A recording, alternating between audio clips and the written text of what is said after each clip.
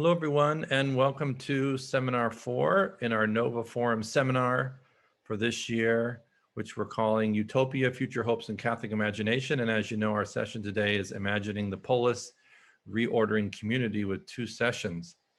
We're looking forward to our presentation from Professor Cynthia Colburn from Pepperdine, who's going to be sharing some wonderful art historical materials with us from the Renaissance to the Baroque on the topic of arts of renewal. As we're thinking about reordering community and renewing and rebirth and Renaissance and even a bit of reforming, Reformation, Catholic Reformation and Protestant Reformations, both. And then in the second half, we'll be joined by a scholar of political theory and Renaissance humanism, Professor Eric Nelson from Harvard in the Department of Government, Faculty of Arts and Sciences, and he'll be introduced and hosted by our own Professor Jason Blakely. So that's what we have to look forward to. And we'll jump right in a moment. I just want to take the opportunity for us to think together about what have we gotten done. So I was making some notes for myself this morning. What have we gotten done so far? Here we are halfway through our year together in the seminar, and we're thinking through a set of questions that, to our surprise, have become even more relevant than we could have possibly imagined 12 months ago when we thought. The senior fellows and I were thinking last spring, actually 2 springs, anyways, well in advance of the pandemic hitting, let alone all the political difficulties we've been suffering through in this month around January 6th. We had no idea what we were getting into to propose thinking about Utopia instead of dystopia, or ordering community instead of communities that have deep problems and fissures, apparently, and problems that are not new, but that seem more acute of late. So I just want to take a moment to think and to help us think together about what have we gotten done so far, and to remind us about the structures of some of these sessions that we've been coming through, because we really have 3 different subtopics. And if you take a look at the titles of what we're working through in our 6 seminars, it alternates back and forth. There's a little bit of a pattern to it, I hope, but we're working through 3 different sub-questions. One is about, the first one, imagining the end of a human life in the sense of a telos, but also the end of a human life in the sense of its death and finitude and what lies beyond for Catholic faith. The first one we looked at, Seminar 1, was on human futures, thinking about the hopes of a limitless end, a sort of an end without end for human being. And then also in Seminar 3, we skipped one, we returned to the topic and thought about human limits. So when we're imagining the ends of human individuals and communities, we're caught between finitude and the hopes of something beyond finitude, right? Of ends and a kind of endlessness. And we also considered in those sessions the way that imagination is not just something that one could do, but is actually deeply written into the history of the Catholic intellectual tradition. It's never just a matter of philosophy and theology. It's also always a matter of imagination, literature, the arts, and of course, even in works of philosophy and theology, they're also themselves rife with imaginative, creative activity, thinking activity. So imagination is central to Catholic identities. We considered with Dante, and we heard from in the present from Dana Gioia. Our second big topic is imagining the polis, and that's what we're working on right now. First, about how do we order communities to begin with, in terms of the difference that Christianity makes for the ordering of a community that Stefano talked about, or about the ordering of distinctive Christian communities of monastic communities. And if you heard some really interesting resonances about Christian monastic life in Utopia, where they all wear the similar robes and meet at certain times of day and have an order to prayer and labor, there are deep resonances with that aspect of Christian tradition, social traditions, as well as intellectual traditions in More's imagination. We're thinking now today as sort of a pivotal moment for us, which is in the middle of imagining the polis, about reordering the polis. So we could have begun, which we did not, maybe we will next year, with Plato's Republic. How do we order the polis as a whole? How do we think about education, reproduction, justice, leadership? What makes for a tyrant? When you have a tyrant, what does that mean about the health of your body politic? And then we could have looked at Augustine's City of God, the sort of Christian version of that book, The Republic, thinking about the heavenly kingdom and the earthly kingdom and so forth. But those would be about ordering community. We're jumping in on the question of reordering community, reimagining in early modernity, in the Renaissance, in this pivotal time. You remember the book is coming out, More's Utopia, right around the same year that Luther's response to the medieval church is taking off, in the same years. The book is 1516, 1518. Luther's 95 Theses is 1517, and he started getting in trouble in 1520. So this is right around the exact years that we're thinking about what is the Renaissance, what is the Reformation, what does it mean to be reborn, to reorder, to renew? So arts of renewal that we'll hear about in a moment. And I think we see in more, we'll talk more about this in the second part, that there are different aspects to reordering and renewing political community that we can consider.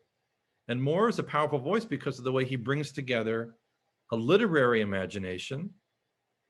It's a matter of story that we talk to ourselves about, a historical memory about the riches of his own Catholic tradition that could provide resources, as in the case of the monastic example, and that he sees reordering and renewal of the polis as a Christian task, as a saint, as a martyr. Although I noted this morning, looking over the details of his life, that Thomas More was only canonized in 1935 in the context of the great political and religious difficulties and political temptations of the 1930s. And in the midst of that is when the Catholic Church recognized the value of More's political witness in being a martyr because he refused to go along with the notion that Henry VIII was above the Pope for matters of governance of the church. But that's another story. We're going to look finally next time in seminar 5 and 6. Then we're going to shift and look at this utopian dynamic that we're exploring today.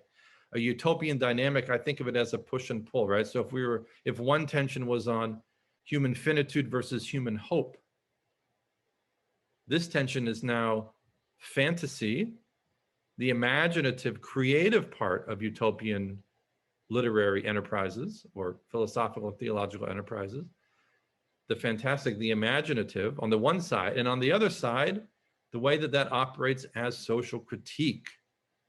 Because of course, we have the preface in book 1 where Hythloday is explaining what he doesn't like about current societies, and by contrast, you get the fantasy of book 2. So there's this tension between fantasy and critique that we're going to look at next time with Professor Amy Cannon and others on the topic of science fiction, of utopian literature, utopian and dystopian literature as a new kind of modern genre.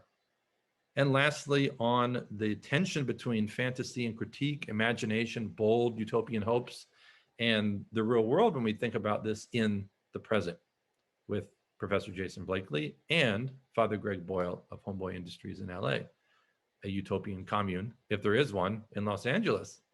So this is where we're heading. I just want to give us that sort of a overview. And as a last suggestion,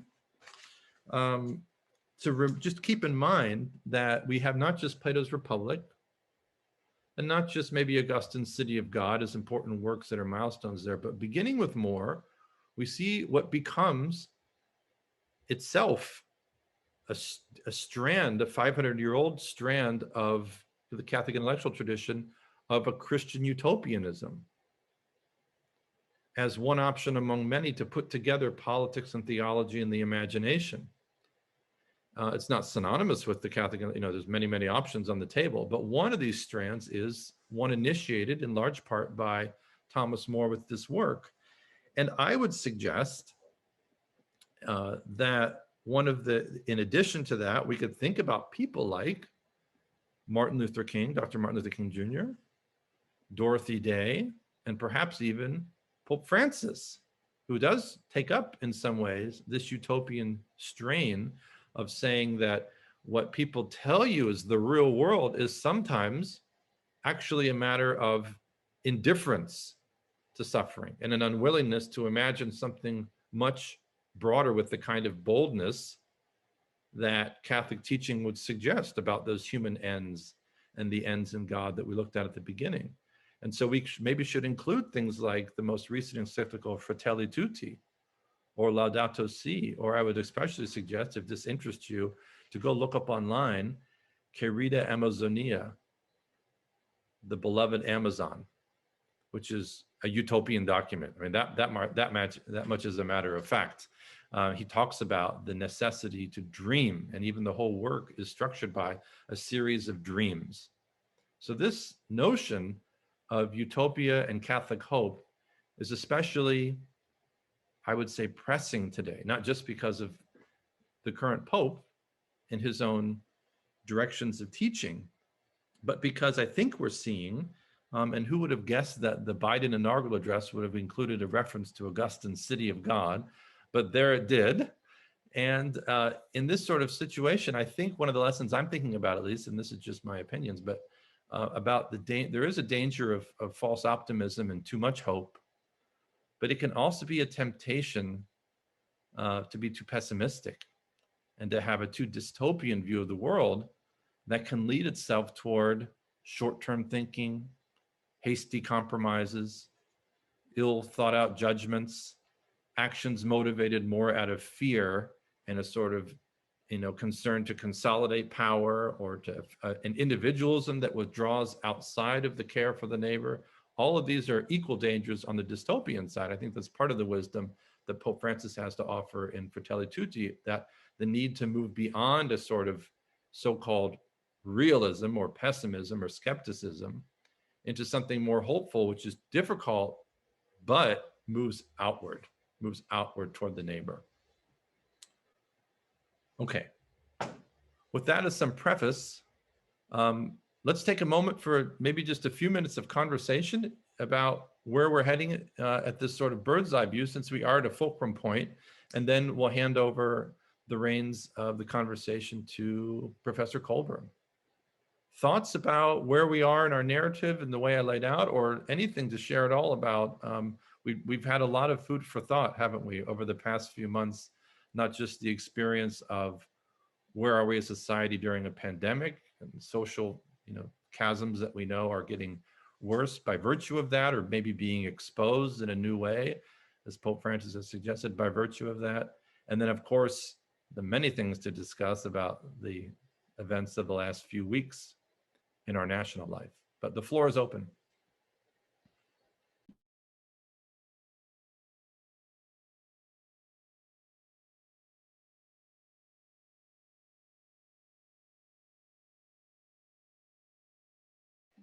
Maybe I'll start with a question. Can I start with a question for just a few minutes? Yes, okay, that's better. The floor is open. What an abdication, right? How about, what is something new that has dawned on you as a question or an observation about American political community over the last month to share with the group? Hannah, is that a hand? Yeah, it is. Go ahead.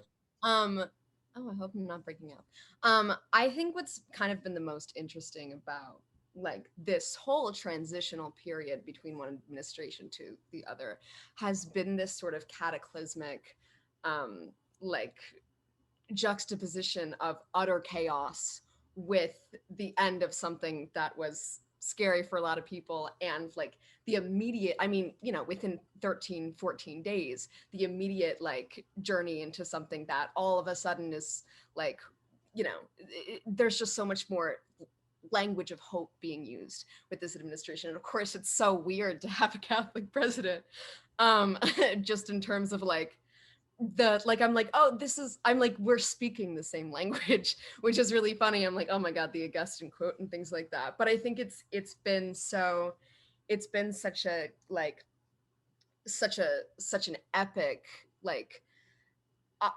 thing to observe of kind of how what we do in the United States is, of course, fragile, but also special, and kind of being able to like reconsider that has been a real gift, in terms of how we move forward into the future. I didn't raise my hand, but one thing I was noticing just now is, and I should have probably noticed this before, but like the danger that the opinions we have can pose to others, and the responsibility that we have to make sure that our opinions are not only based in fact, but are like cognizant of others and the effects they have on others. Um, my, for instance, I was just, I had a very uncivil, maybe not very, but I had a little of a frustrating discussion with my dad this morning, and I was just thinking about like how much like he was not was his like school of thought was harmful to people like me, but then I had to turn it back kind of on myself because I was just like, hey, like what harm could I be unwillingly doing to others by spreading things that I'm not fully aware of the full implications they may have on others. So I thought, yeah, the responsibility we have over what we say, over what we think, and over the schools and the communities we support. Well said, Audrey. Thank you for that. Thank you for sharing that. Ben, you have your hand up.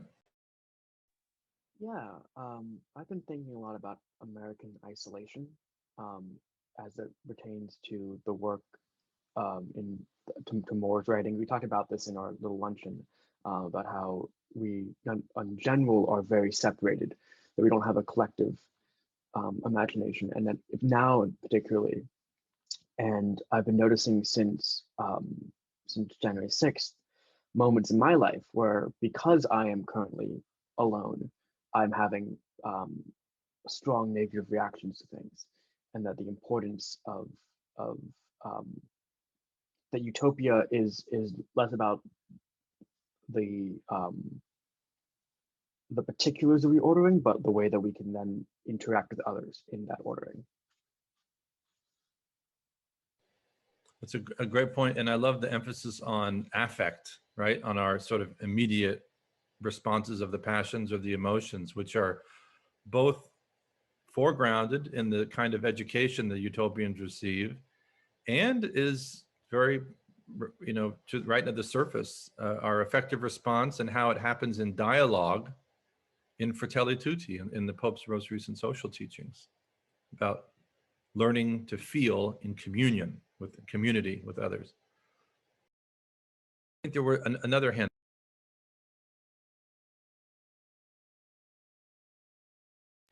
Yeah, I was thinking about like what Ben was saying about isolation. And during the inauguration of President Biden, he was speaking a lot about unity. And I think, like you said, like this book, Utopia, like it has such a contemporary message about like, I don't know, like pretty much what we need to do to overcome this divisiveness is to overcome pride. You know, that's one of the big messages of Utopia, that the reason why we're not living in a city of man that's a better city of man that we live in right now is because we have too much pride. We aren't willing to learn. We aren't willing to just change. So I think that's one answer to maybe the start of healing in this country. Thank you, Andy. And just as a footnote to that, Augustine's city of God, in short, in brief, the theory is there are two cities that intersect. We can't pull them apart. The human city and the city of God, which is his name for heaven, the perfect community of peace. And he says, number one, we can't pull them apart. They are mixed up on earth, but we should in principle distinguish these two enterprises, the city of humanity and the city of God. And they each have a separate motivating goal or virtue. The city of man, he says, is ordered to pride. The city of God is ordered to humility. And he has lots of layers of analysis beyond that, but they always come back to the problem of pride. So that's such an important central idea in the Christian imagination, at least in the Christian West, the Augustinian tradition, about the eternal meaning of our political communities and how we relate to each other in the polis, in the city. Maybe one or two more comments, and then we'll turn to what Cindy wants to share with us. Father Luke.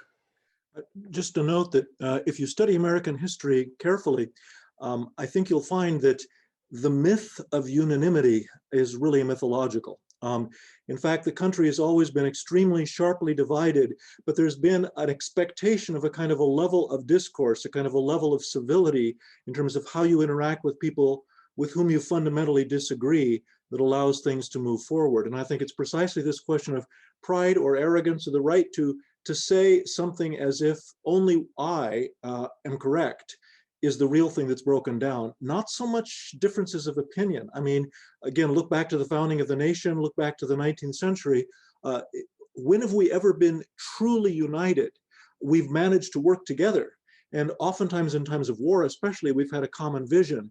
But ordinarily, it's a question of respecting those with whom you profoundly disagree that I think has been a way of moving forward. Maybe that's what he means by the definition of unity, is not necessarily that we all agree, but that we're able to still speak civilly and like come together in that way in order to like achieve a common goal, as you're saying. Mm.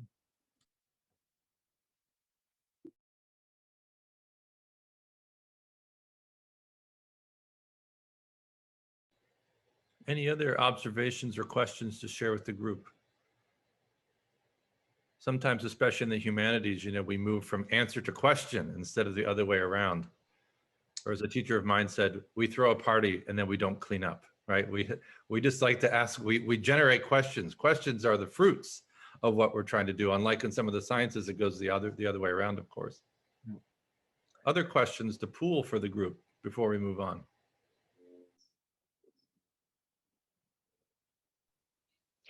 One thing that struck me reading Utopia this time around, forgive me if there's some background noise, in light of this conversation is just what are the limitations on our imagination that we ourselves are not cognizant of.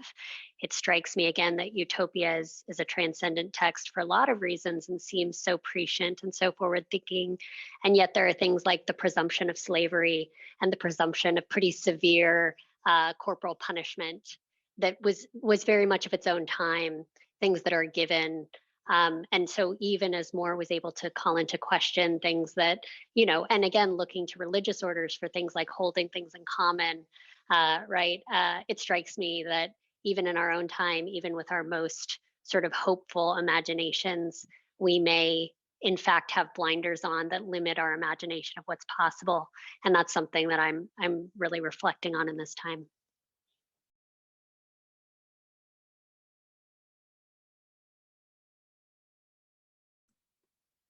And just to piggyback on the last two comments, I think also in terms of civil discourse, but also making sure that that civil discourse, for example, allows for everyone to speak. And so we're seeing responses now to so much time of oppression that it's difficult to try to figure out. So are we supposed to, you know, in speaking with our family members or others, and you know, how do we maintain that civil discourse, but also make sure that the conversation continues and that we're not just moving forward without making progress, as we've done, you know, sort of, we have these, you know, fits and, you know, kind of pushes forward and then stops. And how do we make sure that that when we're checking ourselves, we're not stopping progress as well. So. Yeah, and I'd just like to add real quick. I think after reading Utopia, I had a lot of thoughts, but I think primarily I had some hope that there was the potential or opportunity for things to sort of change, at least in our own divisiveness, both in our nation and globally. I think at the forefront of those thoughts were like the importance of having people in politics or in higher positions that sort of propagate these virtues, these positive virtues that I think set the expectations for how we live as a community amongst each other, amongst this Zoom chat. I think I've realized the importance of making sure we have that. So I think that's kind of been something I think I've been thinking about lately.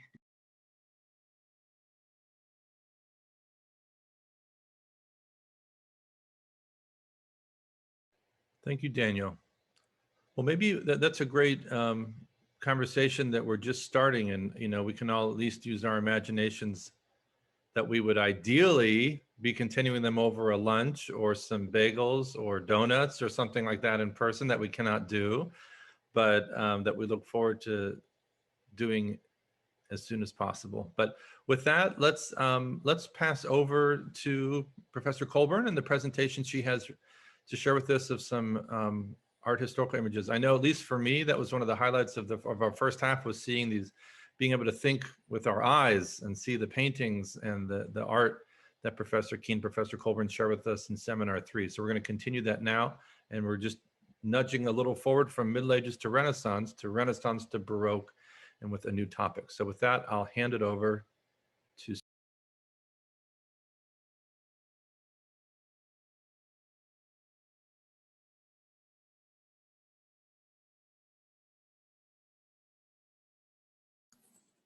Sorry, when I shared my screen, everything went away for me to unmute. Can you hear me now?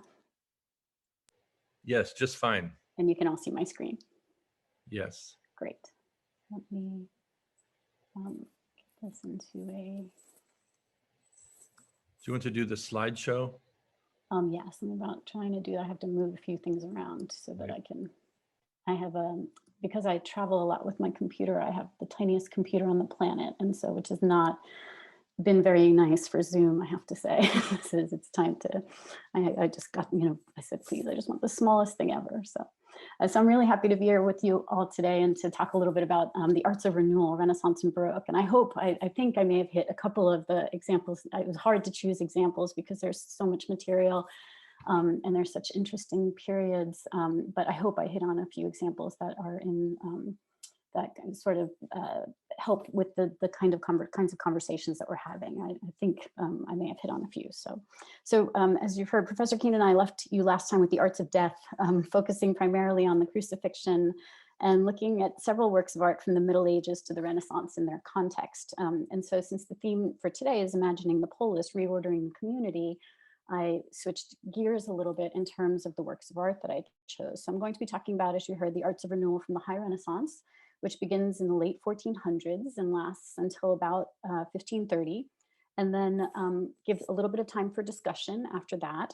And then we'll talk about Baroque art, which dates from about 1600 to 1750. These are general dates.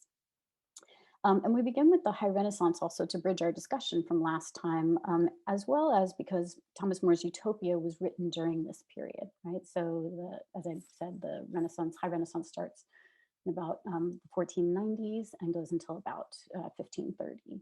So, so I think it'll be interesting to look a bit at this. One thing I'd like you to think about as we talk about the High Renaissance is how art can be influenced by the context in which it's created. And I'll be talking a lot about the historical context today, but also how art has the power to influence society, acting as an agent of social change, and even in terms, perhaps an agent for renewal or reform as well. So we'll be looking at it in both ways. So we'll start in Italy, where the so-called High Renaissance began. Italy at this time was a cultural, economic, and artistic leader in Europe. The Renaissance Italians were passionate about their individual city-states. We see this already in the 14th century and the late 14th and early 15th century with the rise of humanism, and specifically civic humanism. There was loyalty to the local city, but these local loyalties hindered also the development of a single unified state. And so we see a very divided Italy during this time. There were 5 powers that dominated the Italian peninsula in the 15th century. Most considered themselves city-states, republics. Indeed, Venice and Florence were considered by many as model republics, like the classical city-states that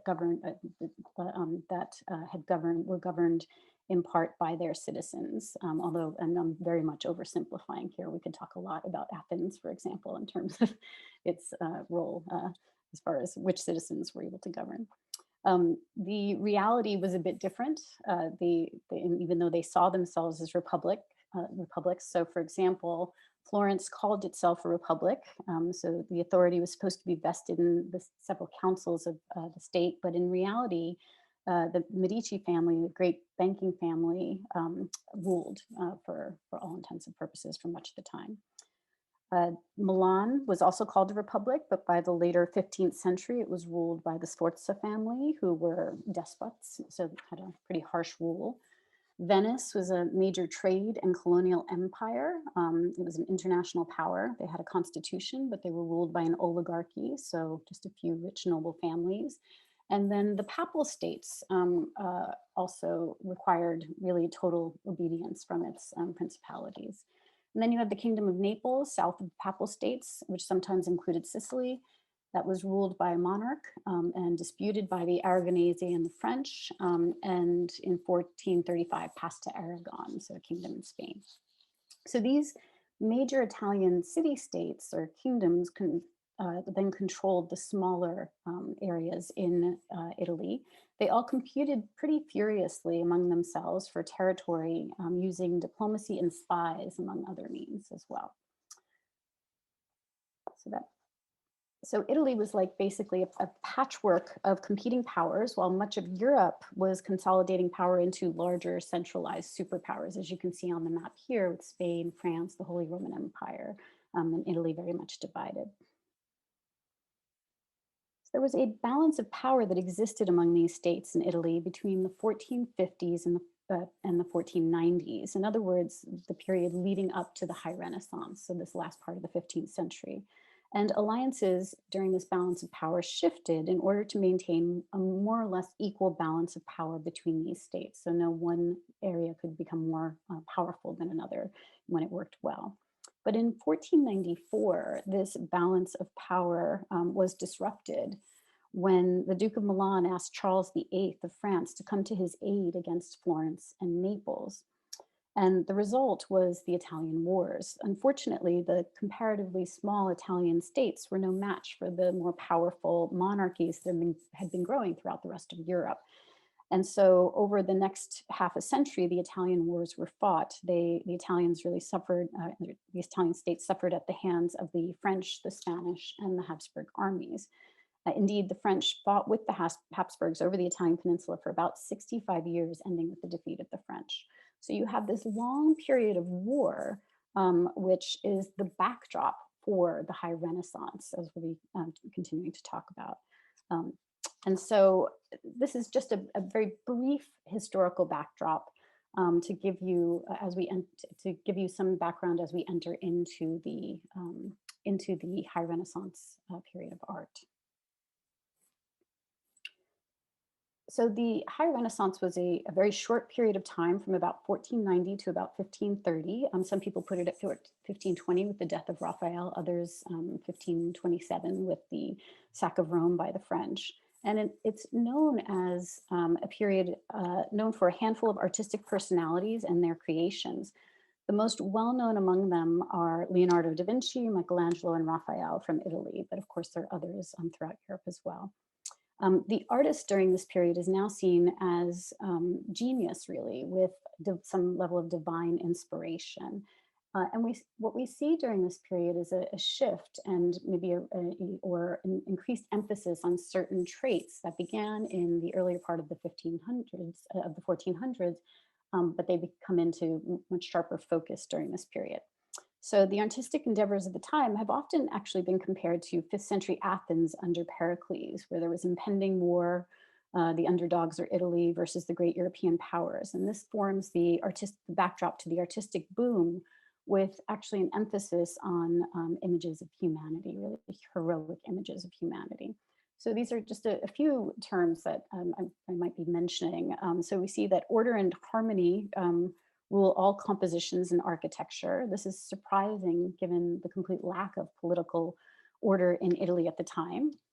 Space is given a lot less emphasis. So they're still focusing on perspective and the space within which the figures are set, but it's the figures, the heroic images of humanity that become much more of the focus. So the human figure takes on super proportions, become massive during this time. Again, somewhat surprising given what's going on historically. I'm introducing you to a term called historia, which is a dramatic and human approach to the subject that began in the 15th century, but increases and is kind of applied to new, perhaps more dramatic effect now during the High Renaissance, where they're often reinterpreting a subject in a new and more dramatic way.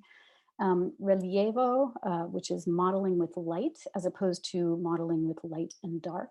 And so which we refer to as chiaroscuro. So we'll see more of that. And then sfumato, which is something that Leonardo really develops. That's using it's kind of this idea of blurry lines. It comes from the word for smoky, basically.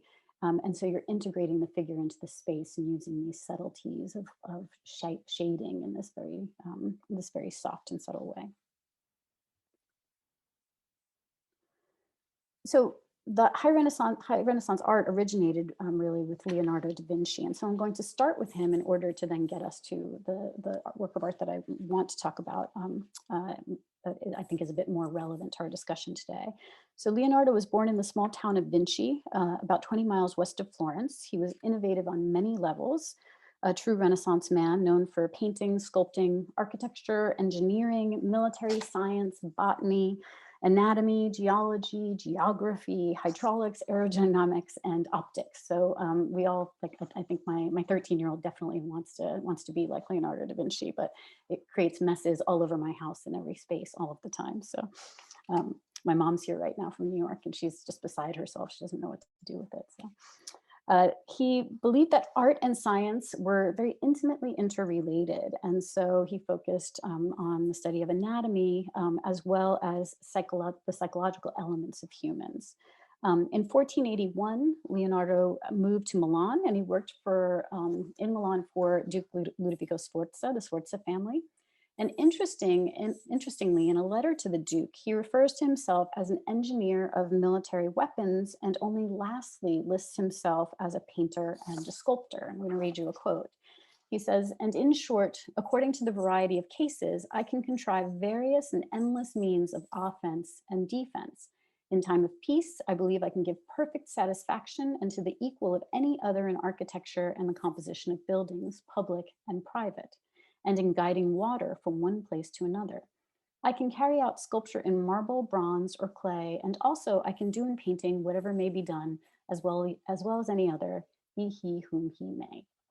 So you see, he's starting with his means of offense and defense in order to sell himself to the Duke. He also believed, though, that humans reveal the true intention of their souls through gestures and glances. And another quote, "A good painter has two chief objects to paint, man and the interior of his soul. The former is easy, the latter difficult, for it must be expressed by gestures and the movement of the limbs. A painting will only be wonderful for the beholder by making that which is not so appear raised and detached from the wall." So we're going to start by just looking at one of Leonardo's paintings, The Last Supper, and this is before a later cleaning, so I'll be shifting into a cleaned version in a second, just to give you an idea of what the cleaning did. But this was a commission from the Duke, who decided that this church would be the site of his family's burial. And the Last Supper fresco is actually located in the dining hall of the monks' refectory. So you can imagine they probably weren't very happy while he was painting this in their dining room for a very long period. It took 3 years to complete. Leonardo would oftentimes disappear for spells as he was maybe working through issues in the painting, perhaps. He tried a new medium. So he mixed pigment with tempera and oil, so an egg-based suspension and then oil as well. And he painted that onto dry plaster, and it didn't work.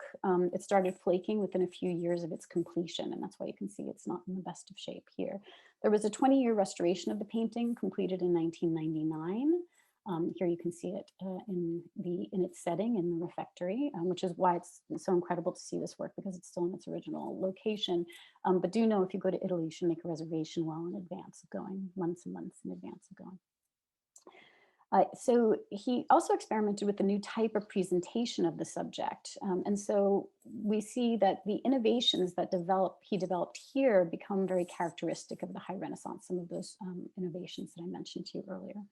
So Leonardo frees the composition from the structural conventions of earlier 15th century works of art. He uses architecture in the work. Let me go back 1 second. You can see that the architecture that he paints into the work is present, but it doesn't dominate the composition, and that would have been more the case earlier on. So it's in the background. This is a composition of figures, right, of the men who are present. The architecture is really inconsequential. So it frames it beautifully, but it's inconsequential. The work of art was removed now from the observer's context. In the High Renaissance, the observer is no longer as important. This is in contrast to the early Renaissance, where the position of the observer was incredibly important. There's more of a concentration on this heroic image of humanity. Perspective, architecture, everything else is all secondary. He shows a very balanced composition with Jesus in the center. You can see that Jesus has no halo, but instead Christ is framed by the window in the background, and then the arch of that arc of the architecture above, providing a much more naturalistic halo. The disciples are broken up into groups of 3. And in the background, you can see atmospheric perspective. So in other words, in the background, you have cooler colors, and they're hazier, because as the atmosphere comes between our eyes and what's beyond, things become less clear. And in the foreground, you have warmer colors, and they're much crisper. The Last Supper is important for the institution of the Eucharist, and Leonardo depicts the moment, and this is something that's, you'll recognize this right away, that he depicts the moment in which Jesus says that one of you shall betray me, right? So adding this kind of, this kind of shock value, right? And this drama to the scene. And we see that in the response of the apostles, this shockwave that's going through them. Is it I? What? Are you kidding? How, is that possible? And so each of the different groups, he arranges each of the apostles in groups of 3. So they're shown in this very organized way, groups of 3 across the table. And remember, Leonardo believed that humans reveal the true intention of their soul through gesture and glance. And you can see that very powerfully in these images.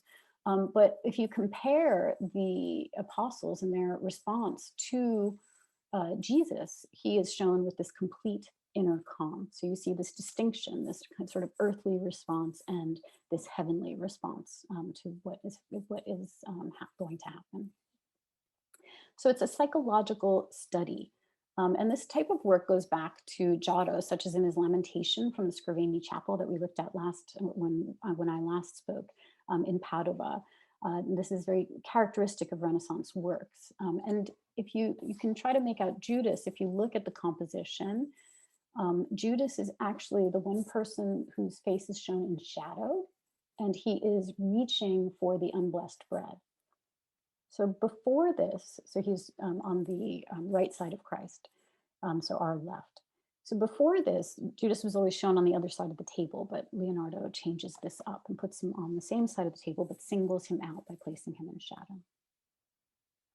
So again, this notion of balance, harmony, mathematical perspective, the psychological kind of moment chosen, this drama that he infuses into the work, where each of the figures are connected through gesture and glance, is very, very typical of this work. And it's also, these are some of the new characteristics of the High Renaissance that Leonardo introduces into his practice. So I bring in the Last Supper primarily because Leonardo's works have a profound impact on a younger High Renaissance artist, and that is Raphael. And so we're going to look today at one work by Raphael, the Disputation of the Holy Sacrament. which you can see here. So this is the first work carried out by Raphael in the Stanza della Segnatura in a room in the papal apartments in the Vatican in Rome. And it was commissioned by Pope Julius II, a warrior pope who sought to restore the papal states and fought against France, among others. He's also known for his great artistic commissions, including the Sistine ceiling by Michelangelo, and also St. Peter's Basilica, started by Bramante and then worked on by Michelangelo, as well as during the Baroque. So I chose to focus on this work because of the emphasis on both the earthly and the spiritual realms in this work. And I think it fits really well with our discussions thus far, and focusing on restoration, renewal today, and imagining the polis. So the focus of the painting, if you look at it, we see this incredible high Renaissance composition, right, which is very balanced. And so the focus is on the sacrament of the Eucharist. Nature and people in this work replace the architectural structure of the church. So we don't see a church, but we have an altar with the Eucharist on top of it. We have clouds above that almost form, and the people themselves, they almost form an arc of the apse, like the apse of a church as well. Above is heaven with God the Father at the very top. He is holding an orb and set against a radiant golden background with angels. Can you guys see my pointer when I bring it up? Yes, great. Okay, so God the Father at top. And so he's set within this area. You have angels by him with these rays of golden light coming down. Then we have below him is Christ with St. John the Baptist. So here is Christ, John the Baptist to his left, and Mary, his mother, to the right. They're seated on a throne of clouds. And then beyond them on either side are church patriarchs, saints, and prophets. And below Christ is a dove here, and you can see that next to the dove are pages of the Gospels, and they are held up by little child angels, or putti here. And then below the dove is the altar, which holds the monstrance, which is a container that shows or demonstrates the host, right, the wafer, that has been consecrated, so the bread of the Eucharist. In other words, the bread that has become the body of Christ through transubstantiation. And then in fact, this is really the focus, because we can see that Raphael has set this as the focus because the vanishing point, the perspective, and there's a really easy way to find it in this piece because he set up these nice lines in the foreground. They actually recede, and if you draw them together, they land right on the host. And so whenever you see lines in Renaissance paintings, it's nice to try to draw the lines, and you can often find the perspective. But so everything is very balanced and harmonious, this rounded composition. And he borrows much of this from Leonardo, but then kind of makes it his own as well. The composition, though, if we look at it further, it's clearly divided into the very calm and peaceful heavenly realm above and the active, and in some cases even agitated space below, with theologians kind of throwing up their arms. You can see as you look deeper, this very calm, peaceful space and this much more agitated space, which would represent earth. Who are perhaps even debating the nature of the sacrament. So they might be alluding to different kinds of debates going on within the church itself, right? Showing that this is the earthly representation of the church, and this is the heavenly representation of the church. And so you see this pretty dramatic distinction between the two.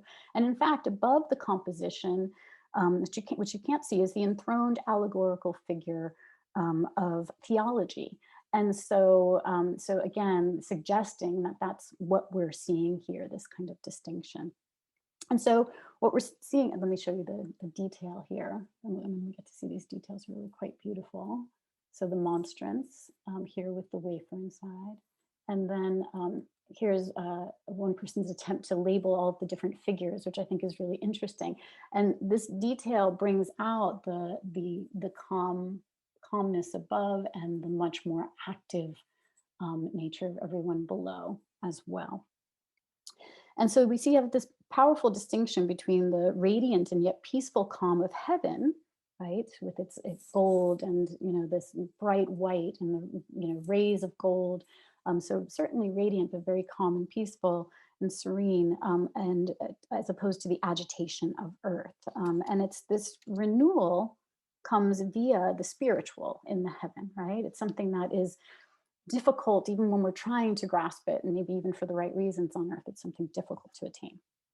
So given what is happening in the world, these balanced and harmonious, at the time, these balanced and harmonious compositions really in the High Renaissance are providing perhaps a spiritual escape from what the artists, patrons, and viewers are experiencing on earth, which is why I brought in so much of the historical background. So if you look at more Renaissance art, you'll see additional examples of this.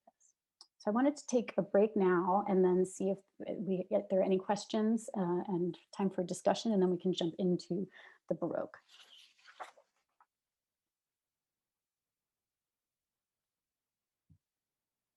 Let me stop sharing my screen. I don't know if you can see my hand, so I'm just sorry. No, I'm just stopping sharing. No, it's now I can see. Yeah, please, Hannah. It's weird. I think what I was so struck by in the two paintings that we've really spent some time with is, first of all, how they mirror each other. And I've never really like looked at the characters up close, or like looked at the characters other than, you know, the central figures. Mm-hmm. And like their chaos is almost comical, and it's like so like, I don't know, it so goes against, like, I feel like, you know, in like church rectories and things like that, you'll see like it's like framed, the Last Supper painting especially, like framed, but it's actually like it's a piece that, you know, offers debate. Like it's a piece that puts forth like, is this real in the very existence of it? And as well, it's so mirrored in the second painting that you showed, which is just like this the existence right next to each other of the debate around what you know the Eucharist is, and you know all that's dispersing around it. But what I thought was really striking about both of them kind of with each other is that no matter what's happening around, what's happening on the outsides is that the central, you know, Christ and the Eucharist still are.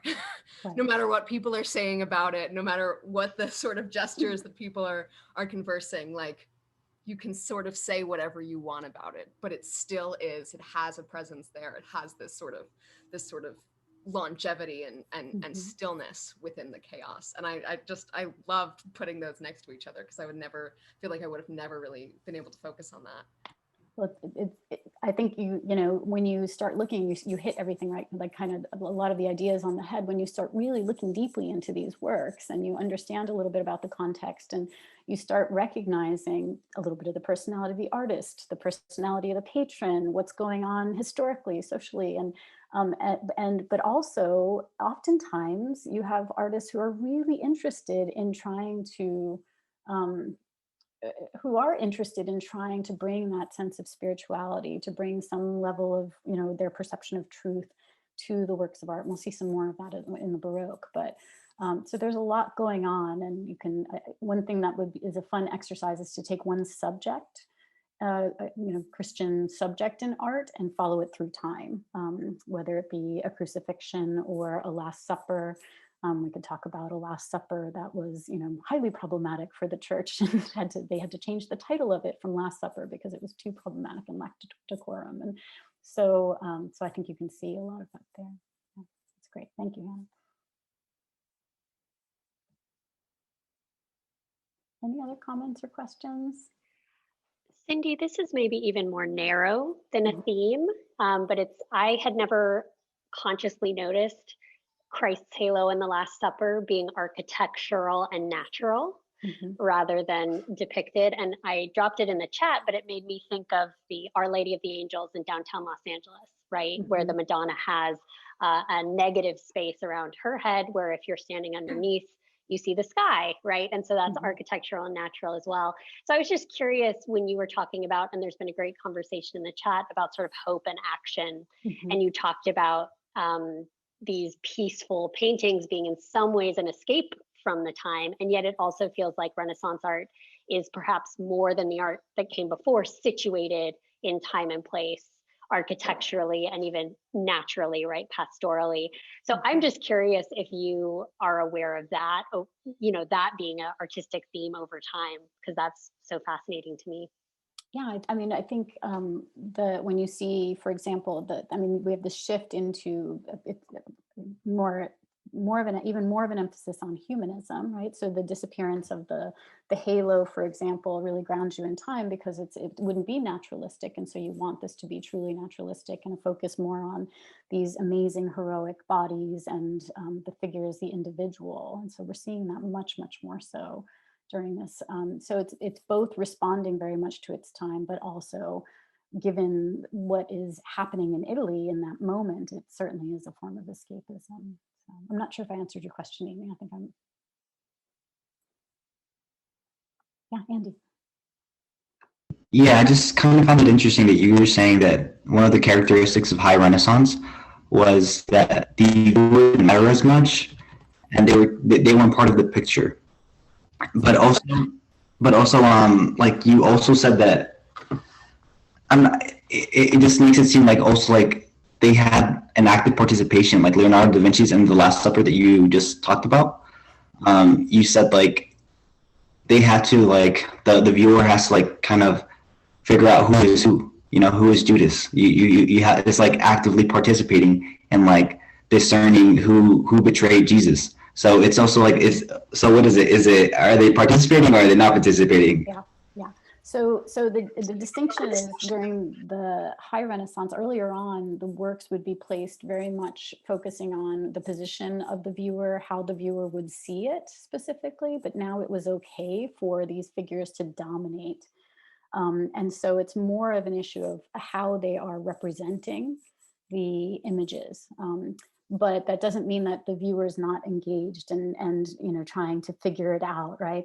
He's recognizing the presence of the viewers. It's a Last Supper, where in the rectory where meals would be taken, right? So you'd be participating over and over again in some ways in the Last Supper as you ate in the rectory. So there's definitely that participational element. You're absolutely right, Anne.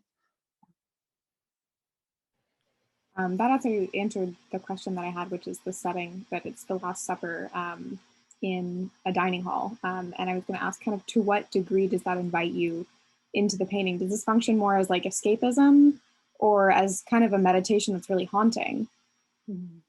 Interesting, yeah, in terms of the actual subject of the painting. I think that's a great point. And I guess with the escapism, it's not so much with the subject matter, but with these monumental, massive, heroic figures of, you know, showing like humanity at its best, at its greatest, not necessarily the subject matter. I guess that's how I would have to look at it. That's a great point, Daniel. Really interesting. I should probably jump to the Baroque if there's, I'm afraid I might run out of time. I have till 10:30, is that right, David? Yeah, we can go 10:35. That's okay. Okay. All right, so let me share my screen again.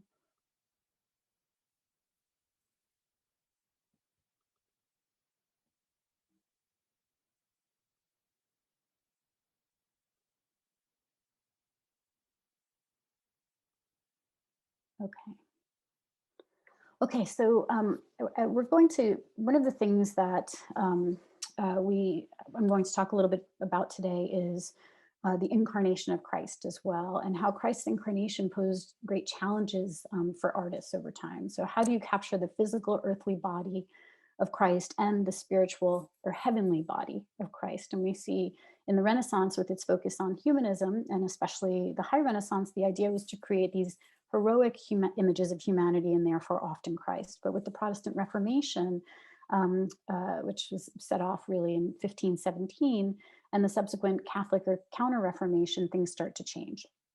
And so we're going to look at just two Baroque artists today, and that is Caravaggio and Rembrandt, and a few of their works. So just as with the high Renaissance, in order to understand Baroque art, it's important to know something about the historical context, specifically the Protestant Reformation, the Catholic Counter-Reformation, and the Council of Trent, and how art fits into that as well.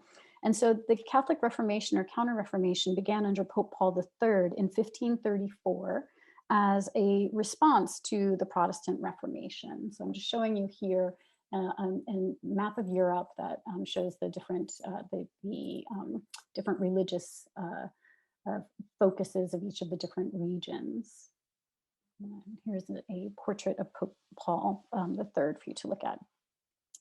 And so this began under Pope Paul III in 1534 as a response to the Protestant Reformation. Recognizing the need for reform and to resolve questions regarding Catholic doctrine, Pope Paul III called a church council just a few months after he took office. However, many years passed before the council actually met, about 10 years. And so Pope Paul realized that it would take more than his lifetime to ensure changes within the church. So he made several strategic appointments to the College of Cardinals, which is the body that elects the Pope. And so one of the Council of Trent that he called, was convened in 1545 in Trent, a city in northern Italy in the Alps. And it was attended by bishops actually from all over Europe, but there were no Protestant representatives that were invited, which in some ways perhaps solidified the schism between the Catholics and the Protestants. However, the council did do much to reform and to revitalize the Catholic Church. They met in 3 sessions between 1545 and 1563, so over the course of several years. And during their sessions, the council reaffirmed Catholic doctrine, reaffirmed the sacraments, and brought about some reforms within the church. But it was not all easy. On many issues, the council was divided along national lines as well. And so in terms of the doctrine of the church, the focus of the council was really on the doctrine of the church, on Catholic practice and beliefs really needed to be clarified in order to put to rest some differences of opinions and internal contradictions within the church as well. And so in clarifying the doctrine of the church, the council clearly rejected the teachings of Protestants concerning Catholic doctrine. In other words, the council affirmed the doctrine of the church that the Protestants had rejected, including the sacraments. So the Protestants had rejected all sacraments but baptism and the Eucharist. The elevated position of the priest, and I'm no theologian, by the way, so I'm giving you some background, but we'll jump into art really quickly. The elevated position of the priest, so the council reaffirmed the position of the priest and justified the very elaborate ritual ceremonies in the worship of God. The church as an intermediary between the faithful and God. In other words, the Bible was not the only truth. And the fact that both good works as well as faith are a means of salvation, right? Not just faith alone, but good works and faith are a means of salvation. But what most people don't realize is that the council also dealt with religious art, and that's what I'd like to focus on. In general, the council emphasized more drama, motion, or theatricality. The role of art in evoking devotion really was key. And they dealt with this at the last session of the council. So here's just an image of Europe at the time. And then I'll talk to you a little bit about the rules for art. So the rules for art that were established by the Council of Trent included that art should be very clear, the subject, simply done and intelligible to the viewer. So the subject matter needed to be clear. It should be a realistic representation or interpretation of the event. And actually I've got these listed for you here. So in other words, all truth of the event should be shown, even if it's a horrible or ugly truth, like the way in which someone's martyred, for example. And so that gruesomeness can come through. It should be an emotional stimulus to piety. Paintings should be filled with heavenly light, and that's going to be very important for the works that we look at today. So this kind of dramatic heavenly light.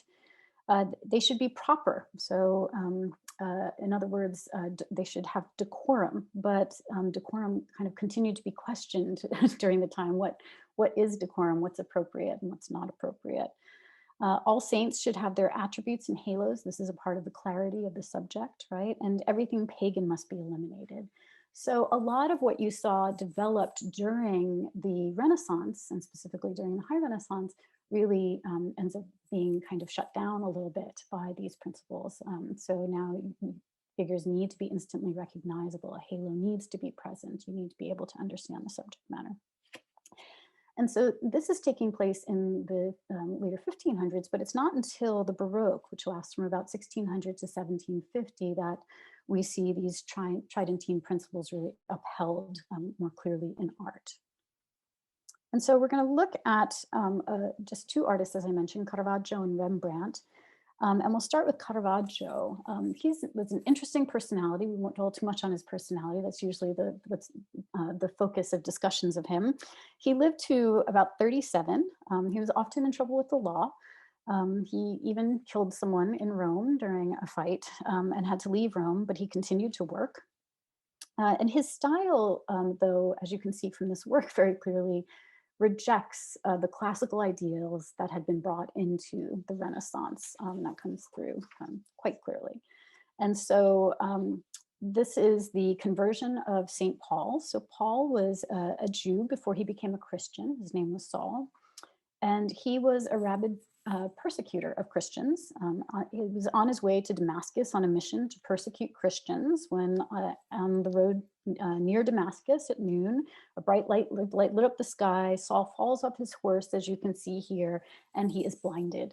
And he hears the voice of Jesus saying, you know, Saul, why do you persecute me?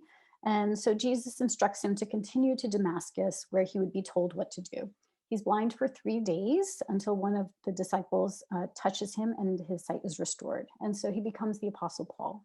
So these 3 days are reminiscent of the 3 days before the resurrection of Christ and the 3 days that Jonah spent in the whale as well. So you have this notion that he's enclosed in darkness and then rebirth into light. What a great subject, right? For the Baroque, where light becomes key. And so Caravaggio uses mostly earth tones so that nothing really detracts from the light, with the exception of the red and the yellow below, but primarily earth tones. And what we see here in contrast to the Renaissance, right? What was in the center of the Raphael? You had very clearly the host, right? The monstrance with the host, that was the center of the composition. If we look in the center of the composition here, what do we see? We just see a complete hole, right? So there's emptiness in the center of the composition. He kind of, it's not symmetrical. And in fact, some of the figures are pushing out of the picture plane. They're not very framed by the picture, by the frame of the picture. It's not, he basically is telescoping us into the major drama of the event, right? In fact, we take the position of Paul on the ground. So in this case, the observer becomes a part of the action. When we're looking at it, we are in the position of Paul looking up, right? And so he brings us into that drama through this very dramatic foreshortening. And so you can see how Paul is kind of truncated, right? So he's being thrust out towards the viewer we take on that role. The diagonals, the presence of diagonals are very important during this period as well. So kind of adds more drama and tension to the piece as well.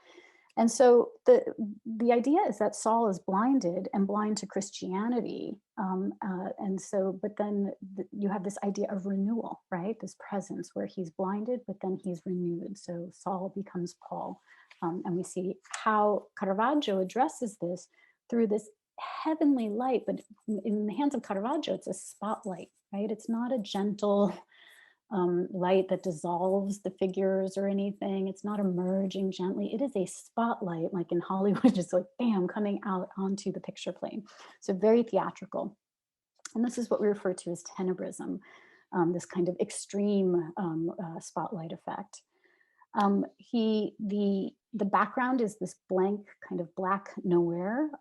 Some believe that Caravaggio gives too much prominence to the horse, and one part of the horse in particular. And so that would be his lack of decorum right there, right? So he was always being questioned in terms of his works lacking decorum. But what Caravaggio does is he gives you the unexpected.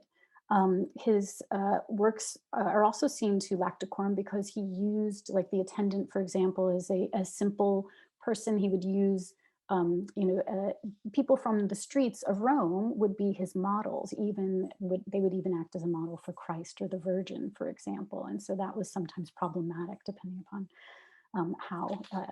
how people were perceiving this.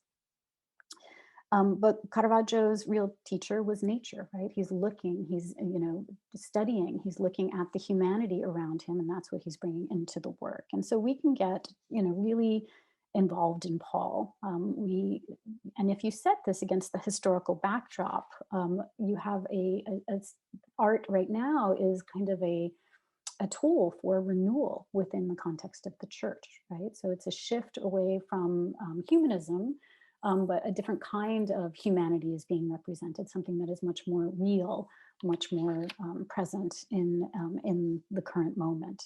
And so by depicting everyday people, he's bringing that to the work. I'm going to show you one more work by Caravaggio, and that is the Incredulity of St. Thomas. And so with this work, we can see the focus on the theme of faith and how the non-believer can comprehend the divine, especially in its human form. And this took on greater urgency during the period of the Catholic Counter-Reformation, the Reformation and the Catholic Counter-Reformation in particular. Caravaggio does not accomplish this by elevating Christ above other humans, right? Or above this world like Raphael did, right? Christ is very much in this world, in this image. He's depicted as incredibly individualized, so you can recognize him, you could see him, you can imagine him on the street, walking around.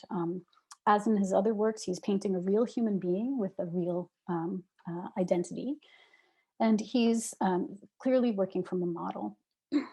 Nor does Caravaggio choose to represent Christ as a king or a nobleman, right? So he's not shown as above, socially or above others with whom he spends time. Instead, as is Caravaggio's norm, Christ looks as though you could see him walking down the street in any old neighborhood in Rome. So how does Caravaggio create the aura of the divine in this work? Well, for starters, again, he has this very dark background against which the disciples and Christ are set. And this could perhaps indicate the spiritual darkness that the disciples were experiencing after the death of Christ, right? In this loss of their master at this time. He shows 4 half portraits that are kind of pushed to the foreground. And again, it's kind of like almost like a movie close-up, like this kind of theatrical event that brings us in. We're lured into the activity, the action that's going on. The gaze of the disciples are very, very specifically on Christ's wound, right? But then you have this incredible light that's coming in from the left of the picture, right? And so that is highlighting Christ and his wound, but they're not paying attention at all to that kind of heavenly light that's coming in. They're just focused on the physical, the material, the present, the earthly, what they can touch, right? They need something that they can touch, that they can hold on to in order to be able to believe, right? And so that's what makes them, what engages them. And you can see that intensity on their face as they're focusing in on that. Christ, the gaze of the disciples on the wound are also, you see this emphasis with the light on Christ's hand, where he's guiding Thomas's hand like across the wound, which is very deeply set within the wound. We can even see, and this may represent, their human weakness, right? Their doubt, their human weakness. So they're stuck on that wound there. We see evidence of pain on Christ's face, though perhaps more from the doubt of his followers than from the wound at this point, perhaps one could argue. He seems to have patience with the disciples' doubt, though, as well, right? And that gentle taking of the hand and guiding them. The garment worn by Jesus is also interesting because it's not set in contemporary times of that specific time. It's actually more just kind of a draped white garment that's sort of toga-like, so it sets it in this kind of other, unknown kind of space and time as well. And so what Caravaggio expresses with such depth is really the close connection here between the spiritual and the earthly, the human, right? And that's what he does with so much intensity. You can't divorce them in his works. They come together. and just as they come together in Christ. And I think that's what is something that's really, it's what makes his work so powerful and brings you in and carries you in. Okay, very quickly, I'm going to go to Rembrandt. I'm looking at my clock here. And so Rembrandt van Rijn lived from 1606 to 1669. He was working in the Protestant North, right, during the Baroque in the Protestant North. And so he handles the subjects differently. He's influenced by the Renaissance artists. We know he collected drawings, for example, of different artists from Italy and other parts of Europe. And he's also influenced by what we see in the works of Caravaggio, for example, the same kinds of ideas. So he's an incredibly important Dutch artist in the 17th century. He was a popular portrait painter, and here you can see a self-portrait of him, but he was also very important, very well known for his religious works. He was born in Leiden in Holland, but then later moved to Amsterdam. He gained fame as an artist very early in his career, taking on students at the age of 22, so very young. But his life was actually marked by tragedy and poverty. He lost 3 of his 4 children, and ultimately he died an impoverished man as well. He decided to document himself in portraiture. We have many portraits of him. This is him late in his life. He's depicted here as an artist. He holds his palette and brushes and his maul stick for steadying his hand. He wears a smock and a painter's turban, so he's depicting himself in his craft. He's shown as though he is older. He's not prettying himself up. It's a very realistic image of the painter. But he uses light in a very dramatic way. So he has light on his face and his body is mostly in shadow. It's very subtle, and the light dissolves the form rather than in the hands of Caravaggio, how light shows a spotlight, throws a spotlight on the form. Here he dissolves the form. So it's almost as though you have this gold inner glow that emanates from the figure. That's what we see in the works of Rembrandt. And so we also see here a lighting effect known as Rembrandt light in the movies. And so this is a dramatic lighting effect when a quarter of the figure's face is shown in shadow, and there's a small little triangle underneath the eye, like you can see here and here, where it makes it look more dramatic. So I think that this image kind of demonstrates that for you.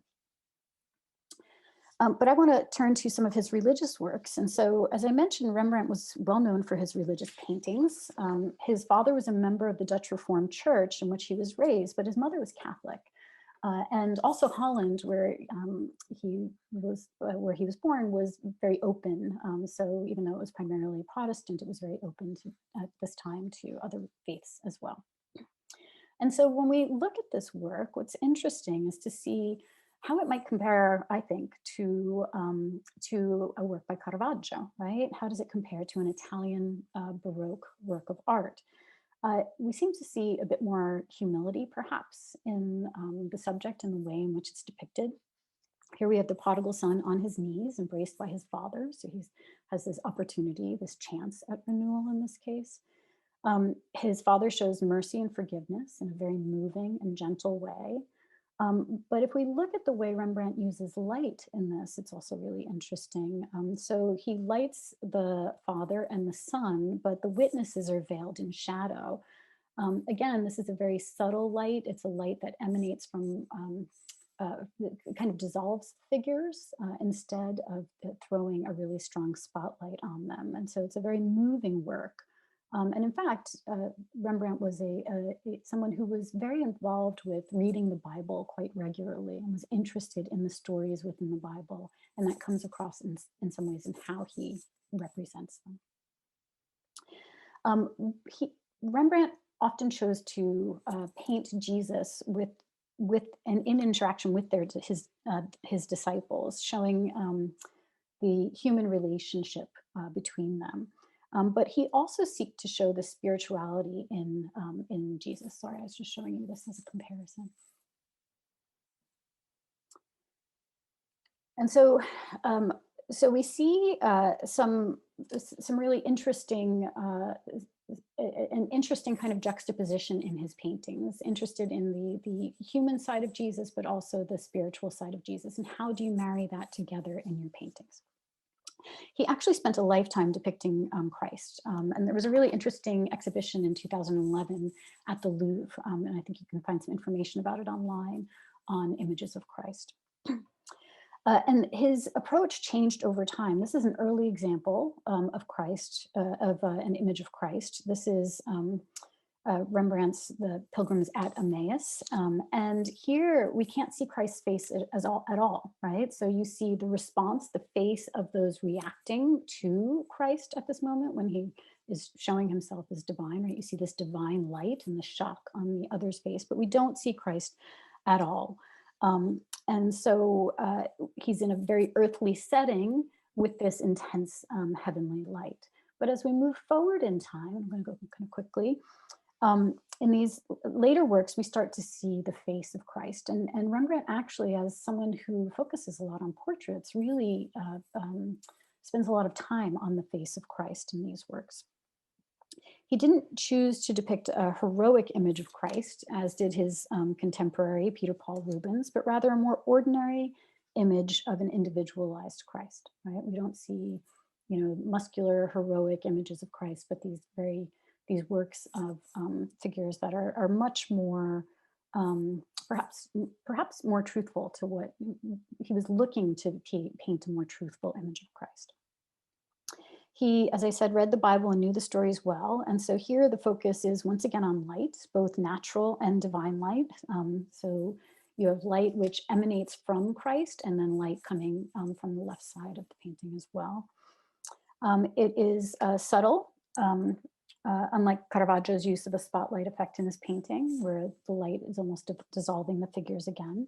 We also see the surprised reactions of the disciples here. So they're showing it through their own gestures and glance, their own surprise at what they're seeing, at the divinity of Christ that's being presented here.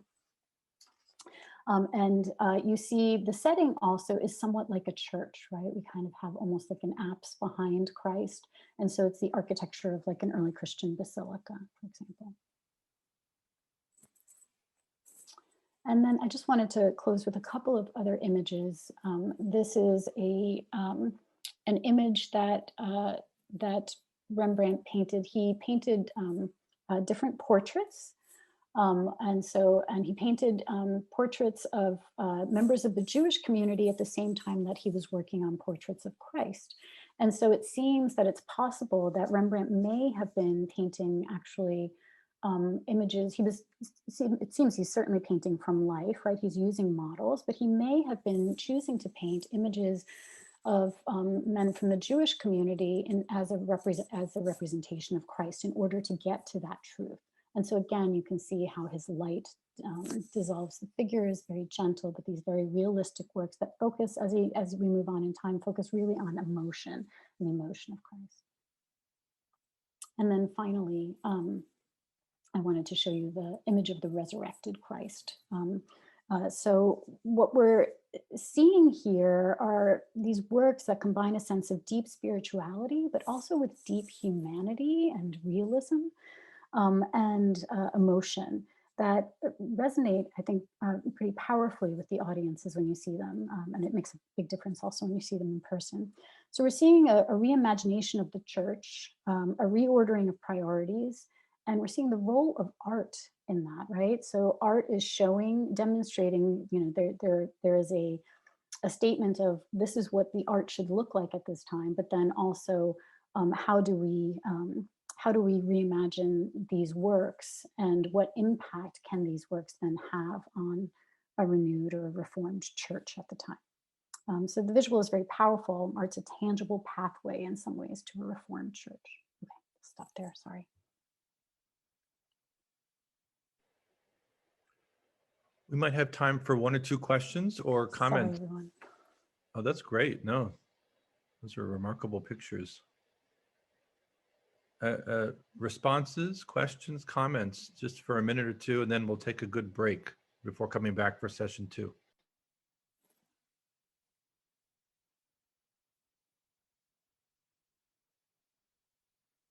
Yeah, I had a question. What was the importance of like making these new rules? Like, what was the importance of that? Like, for me, it seems like they didn't want like the viewer to have power over the interpretation of art. Like, I don't know. Like, just because like I don't know, set rules like that, it seems weird. Mhm.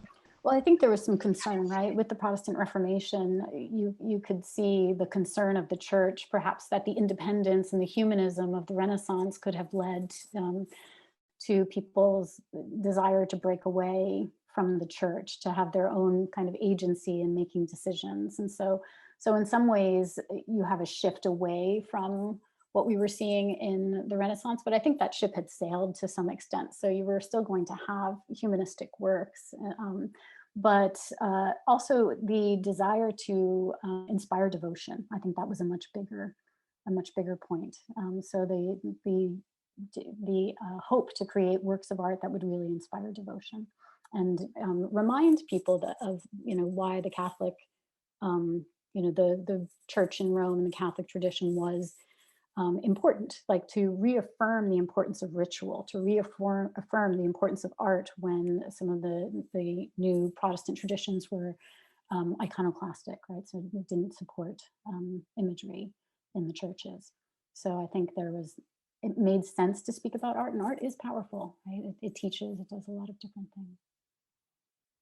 It's a good question, Andy. Maybe even when we think about, we spoke before about the way that we bring our affective responses into community. Mm-hmm.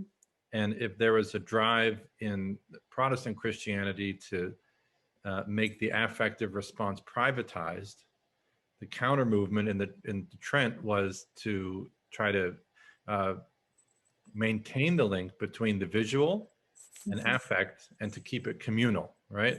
In the way that the visual can do, that private textual reading, by contrast, doesn't do as well.